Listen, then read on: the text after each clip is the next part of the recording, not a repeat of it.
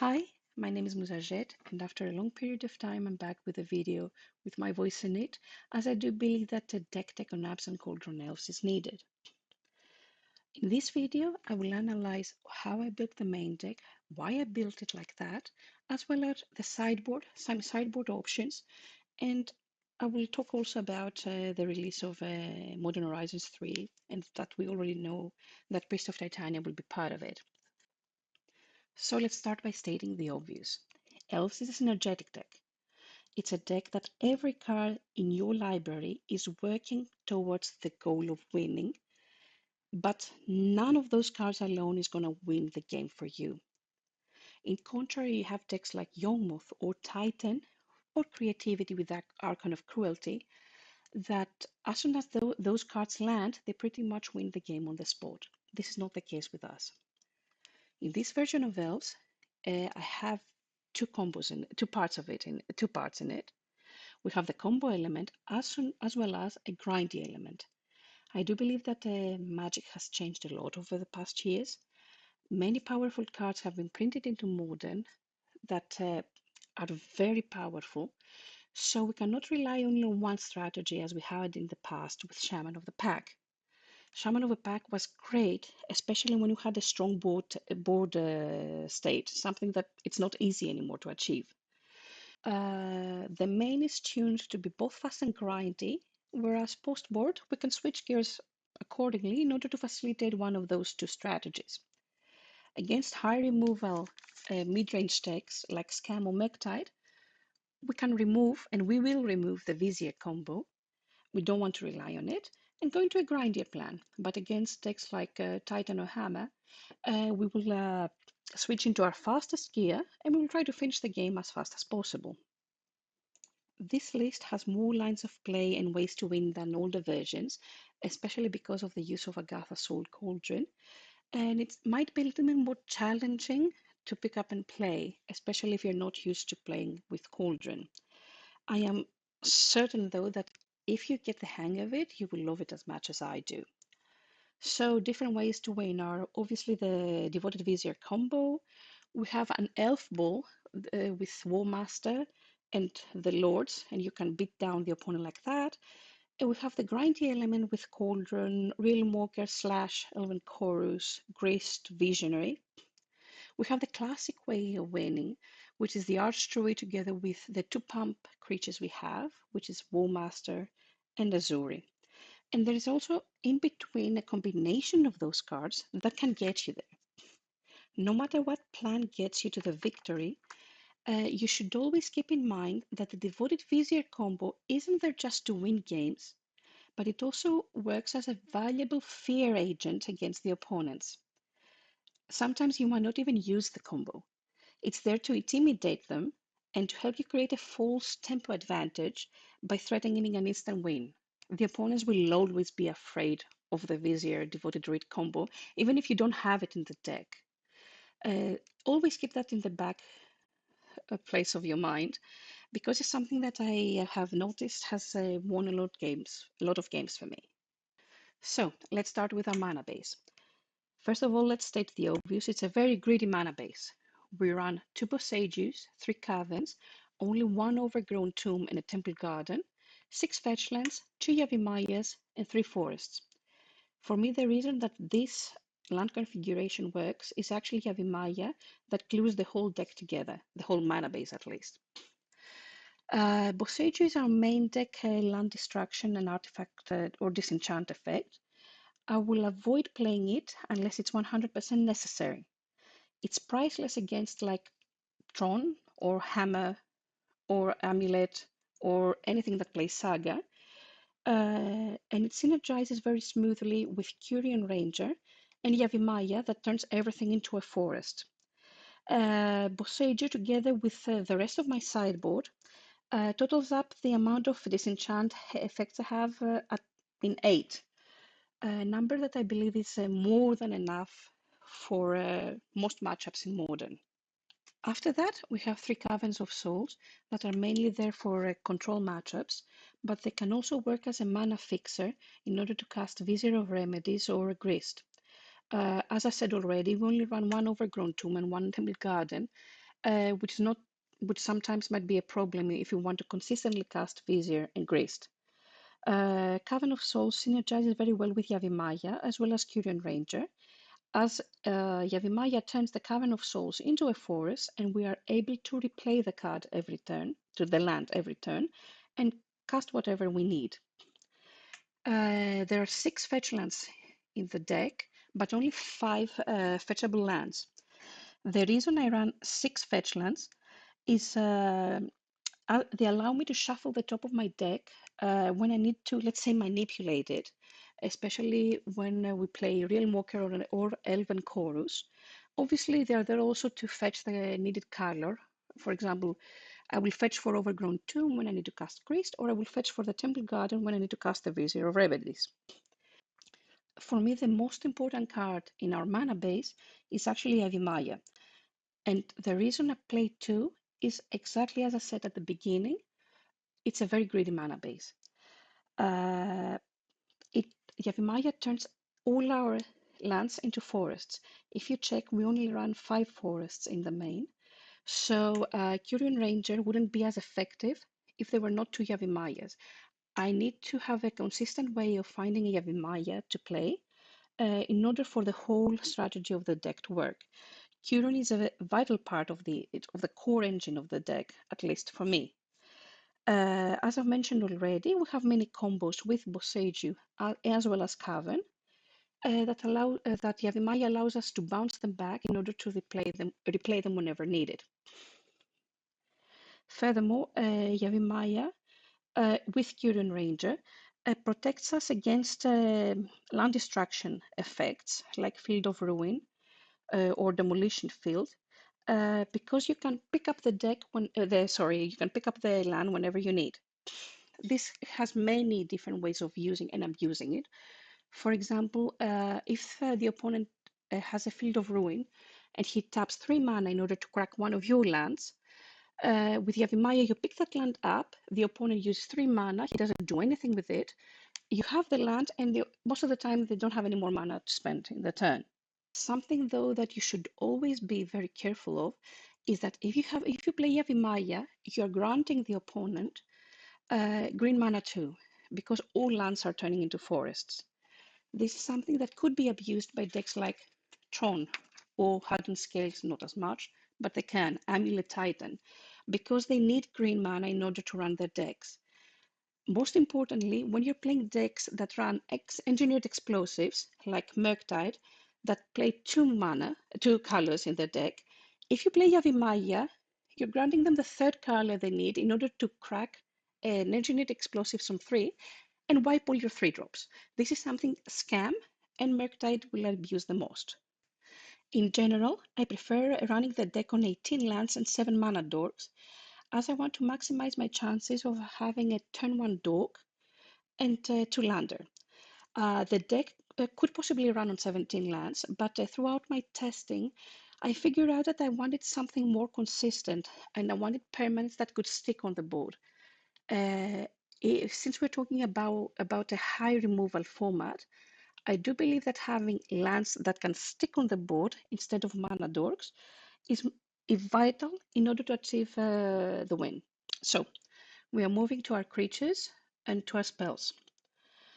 Let's start with my favorite card that was printed in Modern Horizons 2 for Modern, which is obviously Curion Ranger. If you haven't noticed already that I love that card, yeah, I haven't achieved my purpose of showing you how excited I am about this card. It's my favorite elf in the deck. It's a card I will hardly ever play less than a 4 of in the main, as I do believe that it did glue together the deck after many years. Hopefully Modern Horizons 3 will change that and I will be able to say this about another card. I know everyone's excited about Priest of Titania, but I will have to test it first in order to see if I'm going to love it as much. You should treat Curion Ranger as half a mana source with the potential of creating additional mana the next turn. It synergizes very well with our mana dorks, and it turns Archdruid into a significant mana engine that can tap for double the amount of mana every turn. Her ability to tap any creature, and if you read the card carefully, it's any creature, either if it's yours or the opponent's, is something that can be used and abused when attacking and blocking.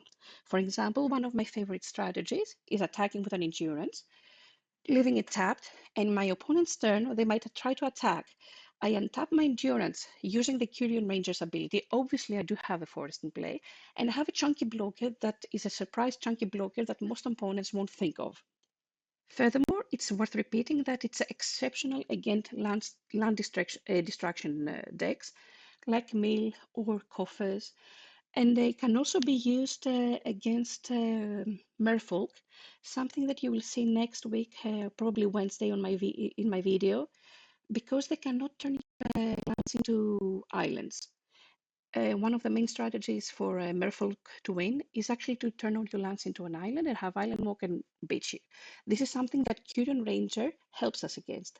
And it's also one of the reasons that many a time when I'm playing against merfolk, I will play first my Curion Ranger to protect my lands and then proceed on with the rest of my plans. So next we're going to talk about Heritage Druid. It's a very important part of the deck. It's one of the oldest combo in it. But I do run 3 instead of 4, treating it almost like a legendary creature, let's say. The reason for that is that you only need 1 Heritage Druid in order for the effect to happen, in order to be able to trap 3 elves to get 3 mana. If Wizards decided to print a second Heritage Druid into Modern, obviously I'm talking about Birchlord Rangers, I would rely more on the strategy of tapping, untapping, like Heritage Druid and Birchlord Rangers and Nettle Sentinel. I would rely more on that strategy if there was a backup plan. I do believe that relying the whole deck just on Heritage Druid is something that makes you weaker and easier to interrupt. I am against building the deck to be reliant on only one strategy unless that strategy is stable and consistent. After that, obviously, we're going to talk about the Devoted Vizier combo of the deck that I have already mentioned, which is the fastest way to the win.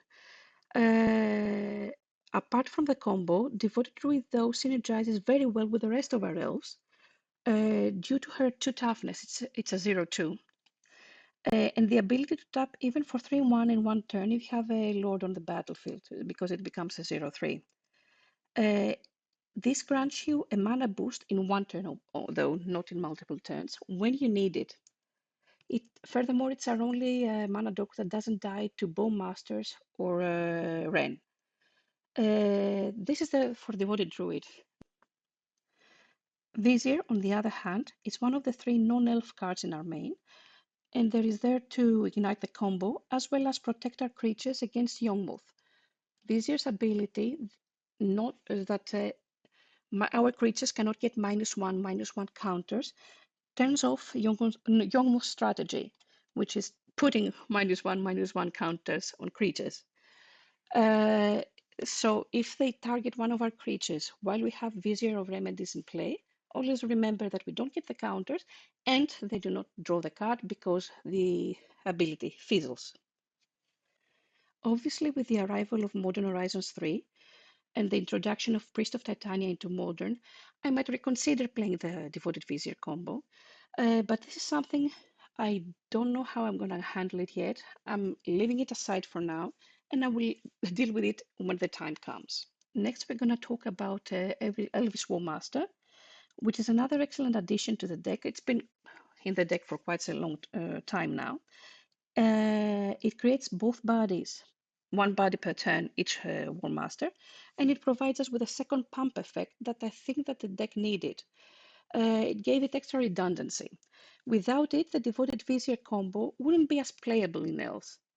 On top of that, granting our creatures Death Touch when we pump works lovely as a removal also for opposing creatures, because no matter how big they are, with Death Touch they die. This is especially useful together with Heritage Druid for defense purposes. The opponents might not calculate our mana correctly, and we will be able to tap for 7 mana, use the War Master's ability, give Death Touch, and kill an opposing creature that's attacking. On the other hand, we have one of the oldest mechanisms, which is obviously Zuri, a beloved card, that has a cheaper pump ability than War Master, can go through the opponent's defenses because it has trample. Obviously, the regeneration shield that it provides to our creatures is valuable, because it protects our creatures from removals. And it's also one of the few ways you can deal with Supreme Verdict efficiently, with Supreme Verdict, let's say, when you're playing against control. Only Zuri dies. Additionally, with Cauldron, a card that we will see a little bit later, we can abuse it because if you have an Azuri under a Cauldron, pretty much every creature that has a counter on the battlefield can regenerate every other creature on the battlefield. Azuri is also a way to generate a Devoted Druid infinite combo without the presence of Vizier. Later on in the deck, I will analyze more detailed on all the combos that are available and how you can activate them, just to have them in the back of your mind. War Master paired with Azuri can break down any defense, because Death Touch together with Trample means that the opponent's creatures, no matter how big they are, they will take one lethal damage because of the Death Touch, and the rest of the damage will go through and hit the opponent with the Trample. This is very useful to know and understand how Death Touch and Trample works, especially when you don't have the infinite mana combo. Because not every time you're going to have the infinite mana combo in order to win in an easy way. Sometimes you might even have only one an Archdruid on the battlefield, and you won't have enough in order to go through. Another card I want to talk about is Leafcrown Visionary, which is a card that many elf players avoid playing because of Bowmasters. No, I really don't agree with this strategy. The card advantage that this card gives us is worth risking playing it when the opponent's deck plays a Wren or a Bowmaster. Because it gives you such a card advantage, and it's also a load that it's worth playing for. For example, if I understand that the opponent has a Bowmasters ready to be flashed into play in my turn, and I have a Visionary on the board, I will just not draw the card. Being able to have a +1/+1 on all my creatures is valuable. So I will not let the opponent ping me twice, one on the Visionary and one on the rest of my creatures, and let them die. There are ways to protect the card, and it's a card that's very valuable against Cursed Totem effects. Because of the popularity of Yawgmoth, many opponents play Cursed Totem in their sideboard. So we usually have to switch to a beatdown plan in order to win the game. We flood the board with War Master and every other creature we have, and because with Visionary as well as with Archdruid, we create bigger bodies, we pick them like that. There are many opponents that keep a hand just for a Cursed Totem, but they don't understand that it's not as effective against elves as against other decks. Another thing I forgot to mention with Visionary is that it can help you draw extra cards in specific situations to help you find the missing piece that you need in order to win. For example, for me, this has found an application against Tron. Let's say it's game one. They have assembled Tron, they played the ring, so they have protection, and they pass the turn back to you. On my turn, I have a Visionary on the board, I have Realm Walker, and I have a good amount of mana. Let's say I have either the Vizier combo, so I have infinite mana, or I have an Archdruid. I can pretty much draw my whole deck in order to draw both Sages that I have, in order to break two of their Tron pieces, so in their turn, they can't do much. So I buy a turn, and the next turn that comes back to me, I can actually win. The only reason I might consider removing all my copies of a Leafcrown Visionary, when playing is if I have a very strong sideboard plan in order to beat the opponent and have nothing else to remove. Next, we're going to talk about Archdruid. It's a card many people said that they will remove as soon as Modern Horizons 3 comes out, because Priest of Titania will replace it. I don't know what I'm going to do, to be honest. I know that having a 2 mana cost instead of 3 is important, but Archdruid is both a Lord and a Mana Dork, and it's very strong in my eyes. It's very useful against Cursed Totems. It's a way to protect your creatures against Bowmasters, Wren, or Fire and Ice. And just like Visionary, since Cursed Totems are very popular now in Modern, they help you have a beatdown plan. So after that, we're going to talk about Realm Walker. I'm playing 2. You will rarely see me playing less than 2 in my decks. It's a very powerful tool for us because we are able to cast the top deck of our library. So any Thoughtseize effects are negated because they cannot remove our top deck. And also, it provides us a card advantage. It's a 2/3, which makes it a decent blocker. And because it's a changeling, it also gets bigger with our lords. You will see it shining in heavy removal matchups, where together with fetch lands as well as greased, we can try to shuffle the top of our deck and manipulate it. Furthermore, if we happen to play two of them at the same time, we can name with one of them elves, and with the other one we can name another type of creature, for example, elemental, if we're post-board, and cast those two. The changeling ability allows it to be cast as an uncounterable creature using Cavern of Souls, regardless of the creature type the cavern named. Last but not least, as it's a changeling, if you mill a Realm Walker with Greased, you trigger Greased and you do the ability once again. Another thing I've changed in the deck is that instead of playing 3 Realm Walkers, I have a split now, 2 Realm Walkers and 1 Elven Chorus. Elven Chorus is like Realm Walker on steroids, but at 4 mana. And it's because it is at 4 mana, it's the reason I only play 1 of in the deck and not more. It can cast any creature off the top of the library, and it turns all our creatures into mana dogs. This is very valuable because it's also more difficult to remove. It's an enchantment. Another thing I forgot to mention is that because post-board we have many creatures that are not elves, Elven Chorus is exceptional at casting on casting at the top of our deck. We have Endurances, we have Grist, we have Scavenging Ooze that can all be cast with Elven Chorus, but they could not be cast with Realm Walker if Realm Walker named elves. Elven Chorus can be abused with Nettle Sentinels, but for now it's not a strategy I want to rely on, as I don't think that Nettle Sentinels are a very consistent way of winning. Uh, Probably this could change in the future depending on what gets printed, but for now it will stay like that. After that, we're going to our tutoring spells, which are 4 chords and 1 finale. Pretty obvious what they're doing. The only thing that I have to mention about finale is that it's a finisher on its own. With Archdruid, it's very easy to get 12 mana, and we can use it in order to use the second ability of Finale, which says, if X is 10 or more, creatures you control get +X and gain haste until the end of the turn. Remember that Finale can bring creatures back from the graveyard. This is very useful if you cannot search your library. Let's say the opponent plays an Ashiok. If you don't want to search your library, for example, the opponent is playing Mill, but also if they kill your Vizier, you can bring it back from the graveyard and go on from there. So after that we have Grist, which is the only black card I play in the deck. Being a creature, it's extraordinarily useful because we can court for it, or we can cast it with a Cavern of Souls. It's a removal.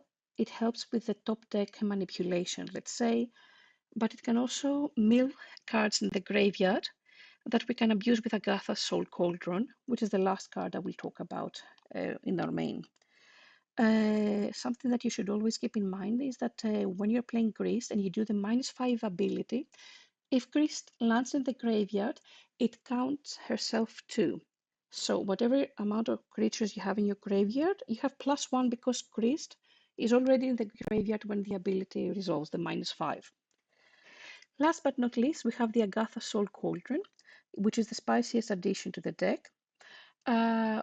On one hand, it makes our devoted Vizier combo more resilient, but on the other hand, it also grows our elves bigger by giving them +1/+1 counters, and it also gives them extra abilities. We only run 5 creatures that do not have an activated ability in the main, which is a good number.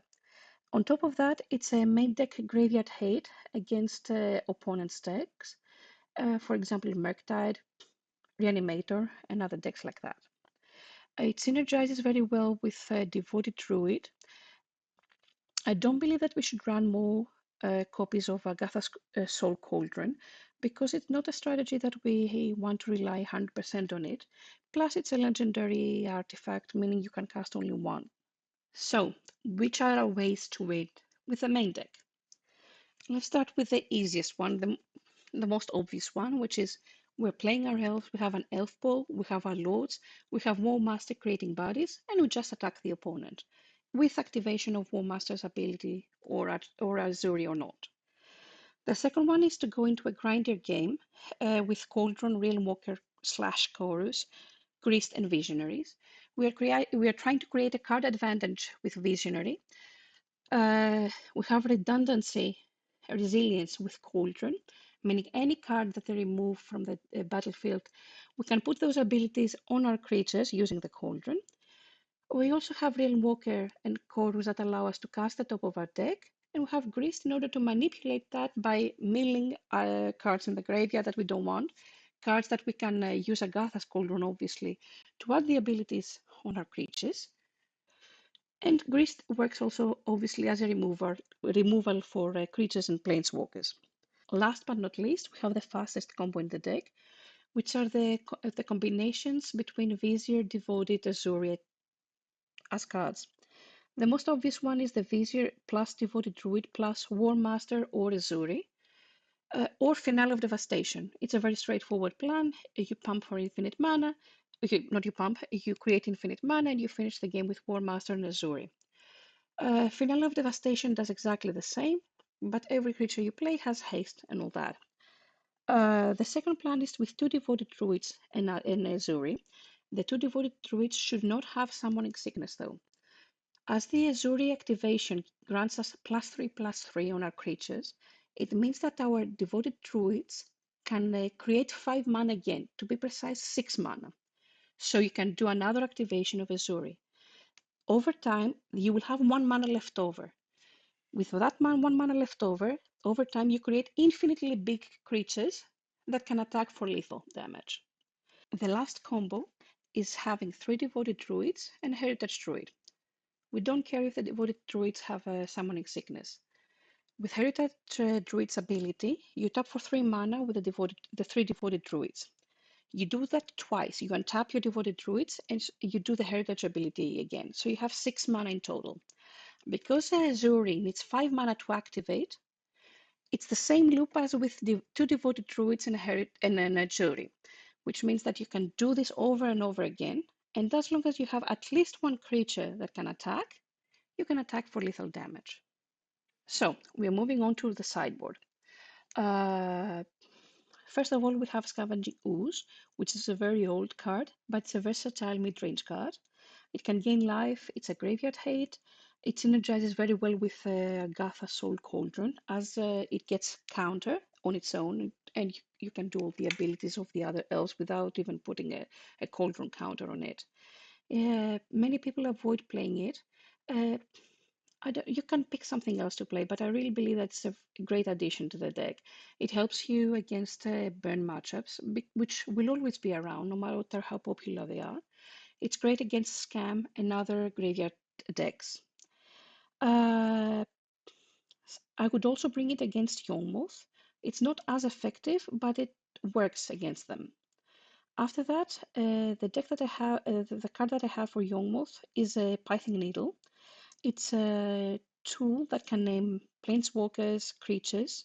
It can name them One Ring that even though they get in protection for 1 turn, it doesn't create a card advantage for them because they cannot tap from to draw cards. I prefer it over Free Action Revoker because it's not a creature, and it can also name lands. As we're a creature deck, the opponents bring in creature removal against us. This is why I prefer my sideboard to be set up with cards that are either very strong on their own or they cannot be killed as easily. It's not so easy for them to have a removal for Pithing Needle. Remember that Pithing Needle does not stop Urza Saga's ability to tap for mana, but it does stop creating the construct. The matchups that I would bring it against are Control, so anything that plays the ring, any deck that has planeswalkers that are actually a threat for me, Yawgmoth, and other decks that have activated abilities that I believe that would hurt me. After that, we have endurance. How could we not play the probably the best elemental printed in Modern Horizons 2? It's a free spell that is a graveyard hate. It can also be a chunky blocker, and we can cast it using our Cavern of Souls easily. Not very easy, but we can cast it. That I would bring it against graveyard decks, obviously, and some mid-range matchups because it creates an extra beat-down threat. Another creature they have to remove.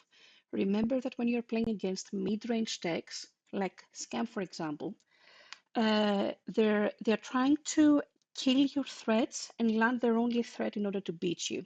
So I want to be able to have a high density of creatures way of creating a board advantage so they cannot achieve their goal. So once we are talking about grindy matchups, obviously we have the second copy of Grist in the sideboard, which is a creature and planeswalker removal, and great, it works great with a Cauldron, Realm Walker, etc., as I've mentioned before.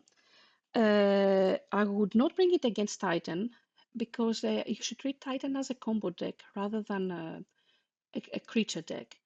Against Titan, you will try to go fast and finish the game fast and use your disenchant effects in order to finish the game. Grist is there for scam, for Murktide. I wouldn't even bring in again one extra copy of it against Youngmoth because my approach for Youngmoth is to try to go faster than them.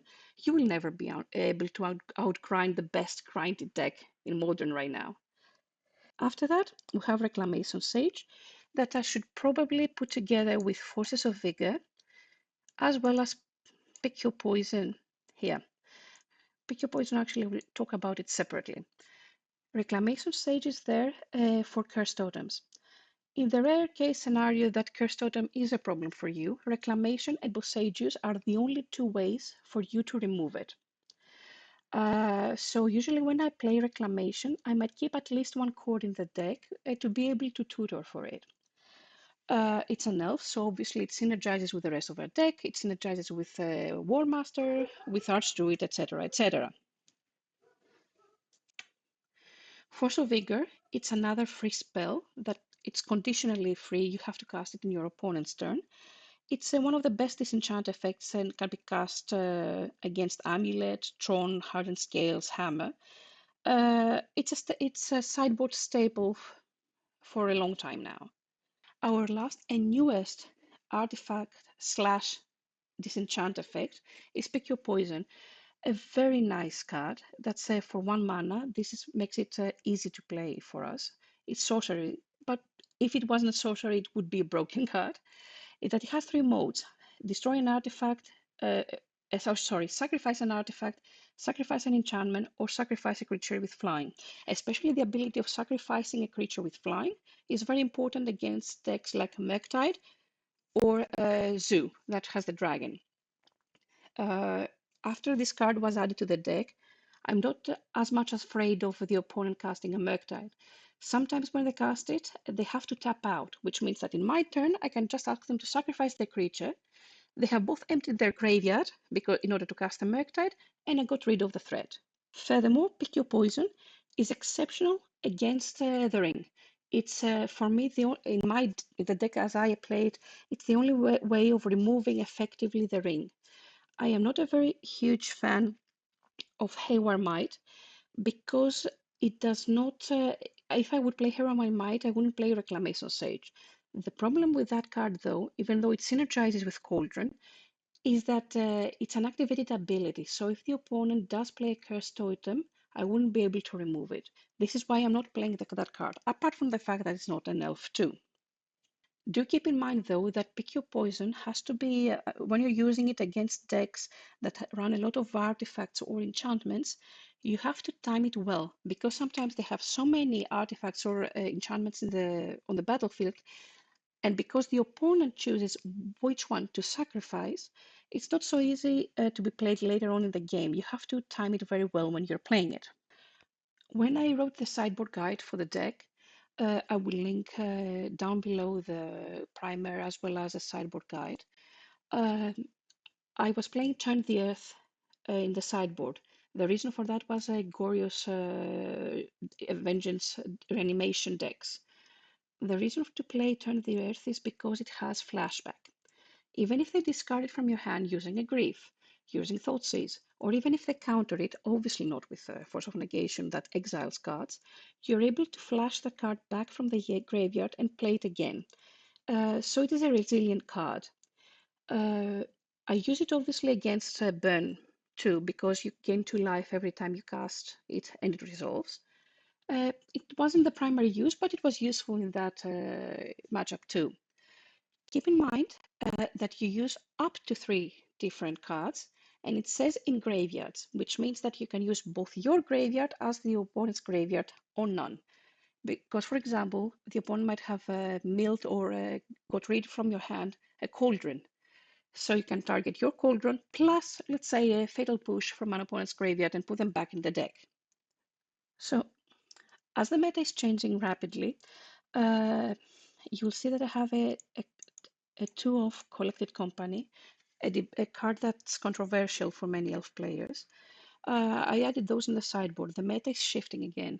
Right now we're going back into a black-red meta and Yawgmoth meta. When Scam is popular, Yawgmoth comes back to the surface. And because Rhinos is out of the meta, Yawgmoth has become way better because Rhinos was a bad matchup, a very bad matchup for Yawgmoth.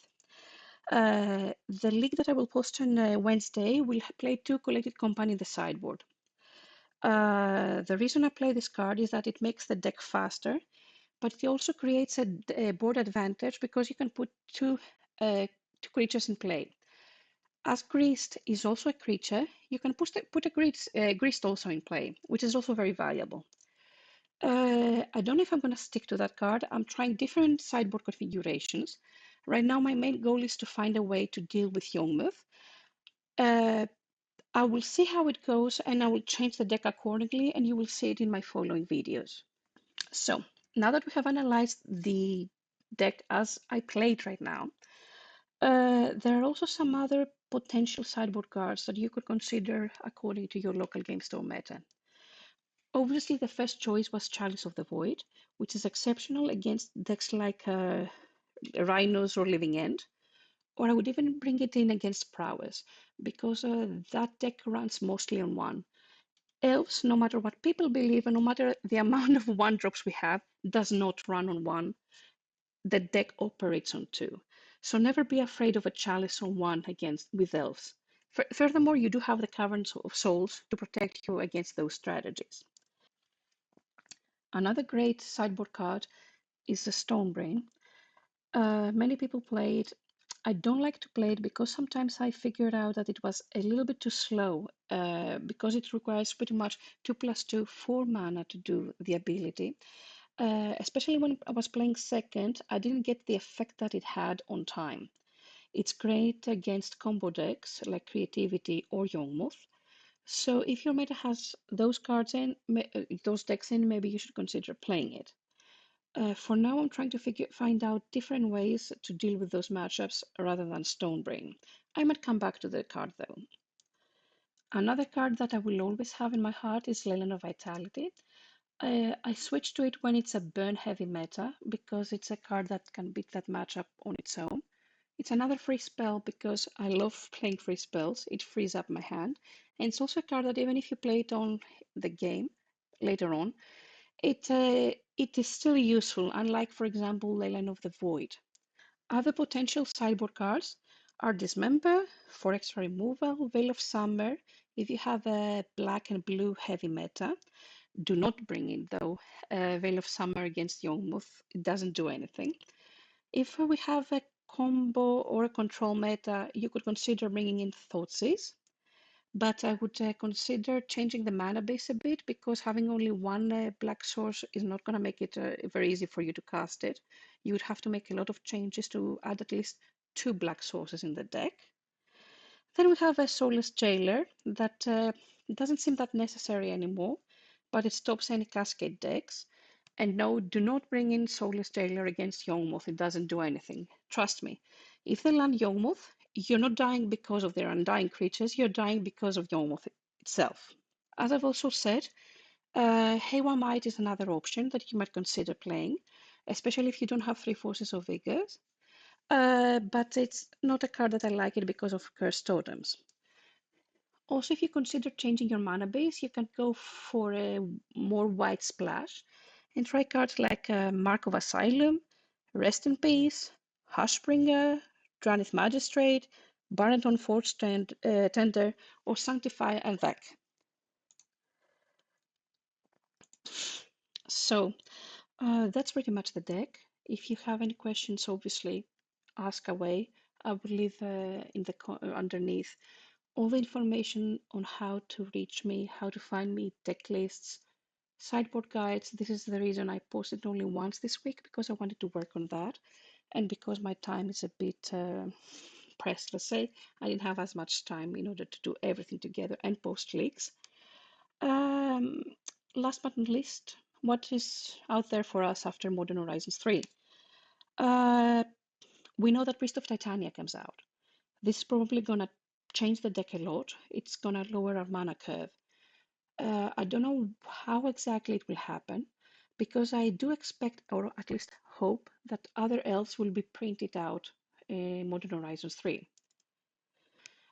Priest of Titania will probably be the reason that I will play Taiva for the first time in Elves. Until now, I didn't add this card because I thought that Archdruid was way too valuable in order to mill in a graveyard. When the time comes, I will sit down and I will try to come up with a different deck. But for now, this is how I'm running the deck. I hope that Wizards, after a long time, they will be nice to us and give us even more elves. I would love to see Birchlore in Modern. I would love to see Symbiote in Modern, which is a Whitewood Symbiote, which is also an insect, and it would work great with Grist. But these are just speculations that we will have to wait and see. It's only 2 months from now that we will get the previews of the cards that are going to be printed. I hope this video might help you a bit to understand the deck better. Remember that I will always have the videos that I keep posting from my leaks with no voiceover though, that you can look at, and we can always have a discussion if you want to talk about anything. Anything you need, you'll find the ways to reach me underneath. And feel free to comment, feel free to reach out to me. I would love to help anyone that loves the deck as much as I do. Thank you.